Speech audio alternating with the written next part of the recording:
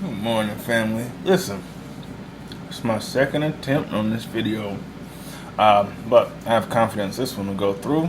Today is July 4th, Independence Day. So without further ado, real quick into this topic. I want to come from the particular angle of people defining independence for you, okay? So if I can go back as far as I can remember, I'm going to try to keep this rather brief. My goal is 3 videos today, among some other things. But I grew up in the 90s, so the first time I think I heard the word independence, as far as I can solidify it, would be the movie Independence Day with Will Smith, Jeff Goldblum, Alien, stuff like that.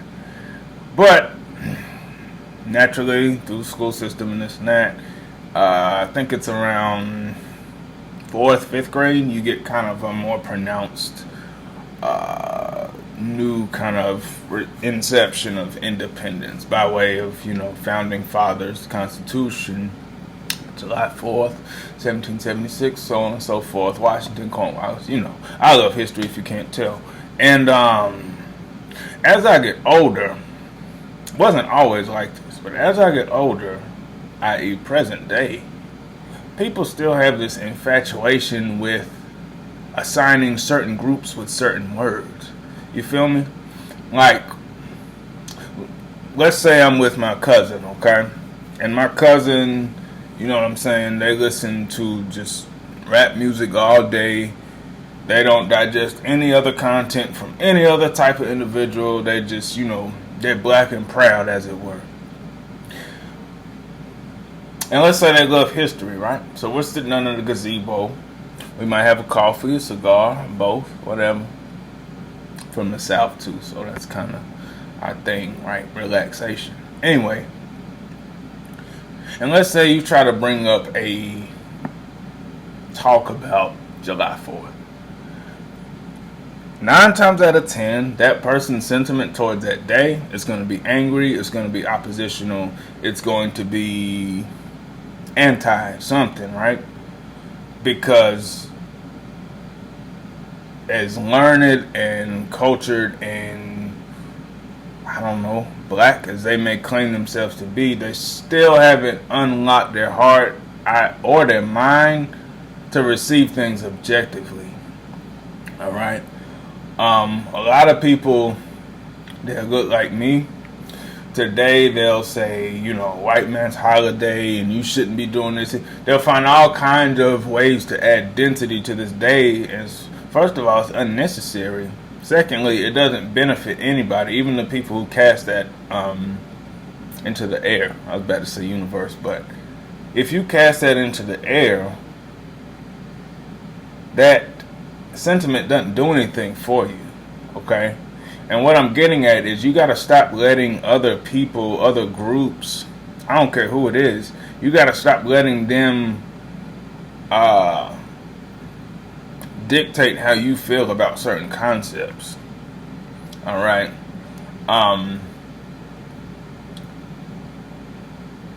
Independence should be a spirit. It should represent a certain symbol to you. All right? It doesn't have to be entrenched in mainstream American history, which, believe it or not, people of all races will tell you, if they're honest enough and show fidelity to their study of history, they'll tell you that it's a complete fabrication. Sure, certain things happened. Sure, certain people existed. But I'll say the order of the slideshow, the sequence of the presentation is so diluted. And once you accept that and you get out of, you could call it the chessboard history programming, we did this, then they took it from this, then they did that, and we did this. I'm not saying blacks and whites haven't had their differences throughout the centuries, but if you apply real study, you'll see that A lot of you have been bamboozled into thinking that certain concepts belong to certain people. And because you never challenged how ignorant that is, it sounds really ridiculous when you get older and you're still holding on to that. You know, I was telling a coworker of mine about how crazy my father used to be, not in a bad way or anything like that, but you know, he was a risk taker. I wonder where I got it from, right? But for real, when he was little, and my father, God rest his soul, you know, my father was, I was the child, I was the youngest child, okay? My friend would tease me and say, you know, I was a mistake, but, you know, fuck them. I'm just kidding. But, anyway, I was telling her a story about how my father stole his father's car when he was little. You know, when he was younger, a teenager, I'm assuming. I gotta remember, I wasn't there. And before she could even be like, dang, or ooh, or, you know, any type of genuine reaction, you wanna know the first thing she said? Oh, that's some white people stuff. With a face just like that. So before we even can get to the meat and potatoes of the story, I forgot what we were talking about. It was something super trivial. It's not important. But her whole programming is, oh, that's what they do, then this is what we do. And I'm in my head, of course, because I'm being polite. I'm like, fool. Everything we used to say those people did, who do you see doing it now? You know what I'm saying? Jumping off roofs, stealing parents' car. That's light these days. You feel me? We got family members unaliving each other across the racial spectrum. But still, we have people approaching their 40s, still in that mindset of, oh, that's white people stuff. Oh, that's the black people stuff. Sounds so stupid. And I don't know if it's because I have more appreciation for knowledge and people's nuances, or if I'm just fed up with that dichotomy. You know what I'm saying? Because by that same token, that means that cultures haven't shifted. And I'll just be very blunt with you, especially if you live in the States. White folks, if you didn't know, every single thing that we used to kind of poke at you guys about, y'all know what I mean. Oh, y'all crazy. Oh, now, come on. Certain things are kind of cultural staples, right? But those are more comedic. You know what I'm saying? For instance, Rachel might eat cheese on a plate and call it a meal. I'm never going to do that. All right? That's just who I am. I'm not talking about that. That's a Venn diagram of what, people prefer to eat. I'm not talking about that. And yeah, we still kind of laugh at that. You know what I'm saying? Or, you go to a African American feast, as it were, and ain't nothing but golden food on the table, i.e. fried food. Most of us don't eat like that. A lot of us do. But my point is, both opinions are ignorant.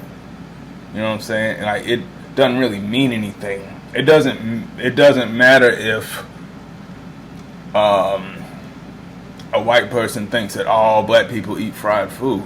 Who cares? Just like it doesn't matter if I think all white folks, drink milk at dinner. That's a silly stance to take as far as defining people. Nobody gives a shit. They really don't. You know what I mean? I've met people who have called themselves so-called street NIGGAs, but they ride horses. I've met people who they look like they belong to a certain how should I put this, racist organization. They helped me change my tire and helped me pay for it. You feel me? A lot of people who look like me, if you ask them who has done you wrong in your life, and I don't mean to get personal, I'm just saying, if you really were to interview case by case certain people who claim they're so this and they're so confident in their identity, if you ask them who did them wrong, who cheated them, who lied to them, who robbed them, it could get darker, but you get my drift. They'll probably say, well, somebody that looked like me, right? So my point is, how can you how can you assign behaviors to a whole group and that paradigm has been shifted? And that's kind of the beauty of acknowledging the ignorance. Once you acknowledge it, you can step out of that and realize how silly that is. Okay? I remember when the critically acclaimed Jackass came out, right? The show on, MTV back in the day. And that brought in a whole new inception of why would you even think to do that? Who would do that? You know what I mean? And clearly that cast was mostly, they look like a certain, so it's like, but that was a cultural release of like behaviors, but it was based in comedy. It was based in testing boundaries. It was based in just straight lunatic stuff. Okay, but that was its purpose.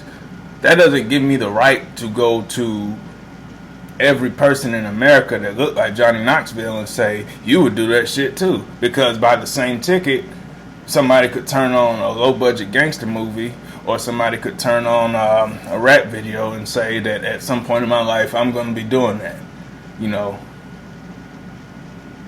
At some point, I'm going to be, showing my age here, but, making it rain, or pistol whipping somebody, or selling drugs. That must be what I'm going to do because the behavior has been registered through mass media. It's not the case.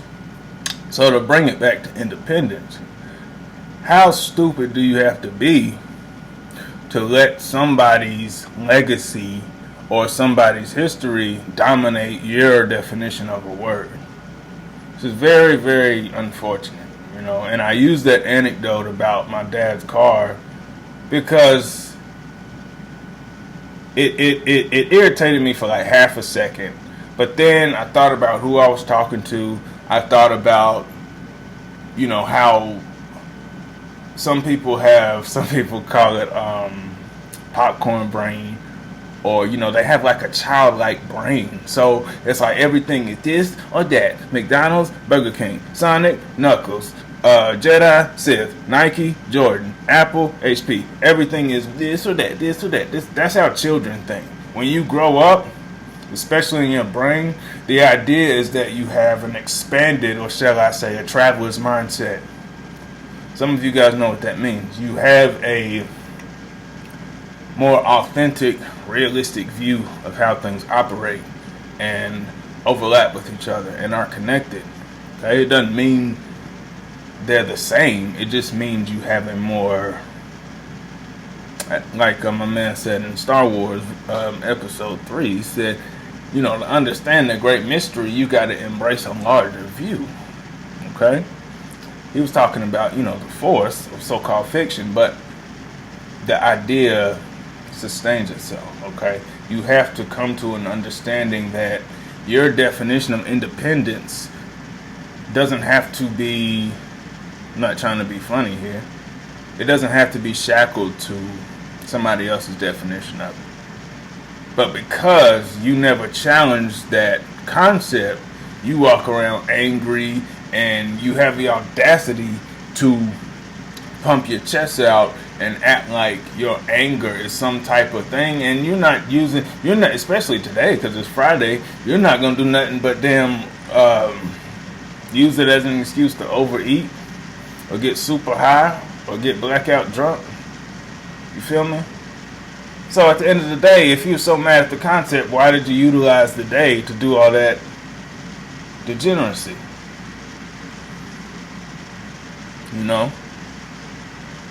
I have yet to see somebody that claims that they're so proud of who they are. I have yet to see that same person come forth and give a valid counter argument on why they shouldn't celebrate today. So anybody who thinks like that, it's a white man's holiday and all this and that, I stay away from people like that, okay? If I can help it. Because that type of thinking pollutes everything. And on the other side of the spectrum, for you idiots who think that something belongs to you, or that a finite period of 24 hours belongs to you, and you're some type of lead model for some type of legacy, you ain't shit either. Because you're caught up in the other side of the coin. It's like a heads and tails coin of ignorance. Alright? It is valuable to study multiple histories. It is valuable to, again, I love history, so I have no problem looking at things objectively. As a matter of fact, I prefer it that way. But again, sorry, I got a little passionate there, but because I've just heard it so many times, and I'm gonna tell y'all something right now. I don't care who likes it or who not. I gotta watch how I phrase this, but how is it that one man can dictate how you feel about a concept or a term? Okay? I know people right now, and people are smart enough to put this together. I don't mean to be indirect, but just follow me. I know people right now that they don't want to look crazy, so they're not going to say, I'm not going to celebrate Independence Day. They've been doing this shit for decades. But what they are going to do is they're going to say, well, this country, they're going to say some type of underhanded comment to signify they don't like who's in leadership. And that's fine. My point is, how has that person penetrated your definition of what independence means to you? How has that become so important to your brain that you feel like you have to repel a fucking concept? I mean, I really want to know, because how long can that shit go on? A good friend of mine from New York told me the other day, he said, that angry stuff, that whole, we ain't gonna do that, like that whole line of thinking, he said it keeps you broke. And he's right. I don't even think he realized the genius of what he said. One, you're not going to be able to work with any other type of person. So that's ignorant. And so these ignorance plant seeds on top of each other. So if you got, this white man's holiday and all this type of nonsense in your brain, when you go out into the greater society, what I mean by that is like the wide world, you're going to vibrate off of that. So you may have an opportunity come to you, but because you're so stuck in your ways and this is white people stuff, you might miss out on money, you might miss out on connections, you might miss out on the best thing that ever happened to you, empirically, like experience-wise, because you have this unchecked, stupid, baby-like concept of what something means to somebody, okay? So at some point, at what point do you look in the mirror and say, I've been defending bullshit, my anger's not serving me, I've been trained to pleasurably uphold and even defend and even advocate dysfunction, and when it comes time to deepen my quest for, it could be definitions, it could be self-knowledge, I always revolve back to, this is what we do, this is what they do. When we know nationwide there are all different types of nuances of people. Like I said, I've met people who I didn't think did this activity and they did. I've met people who, or whatever, they can't dance or whatever, they might be I'm just saying, like, stereotypes, I guess, by definition, are miniature rituals, okay? But if you call yourself intelligent, if you call yourself a seeker of anything, you have to be able to objectively look at things and disconnect from, and again, some people say once you get a certain age, you're stuck in your ways. I don't necessarily believe that. It's gonna be harder, but I gotta say, man, people approaching their 40s, from my experience, really, really difficult to unhinge some of those conditions in their brain. And like I said, I'm fortunate for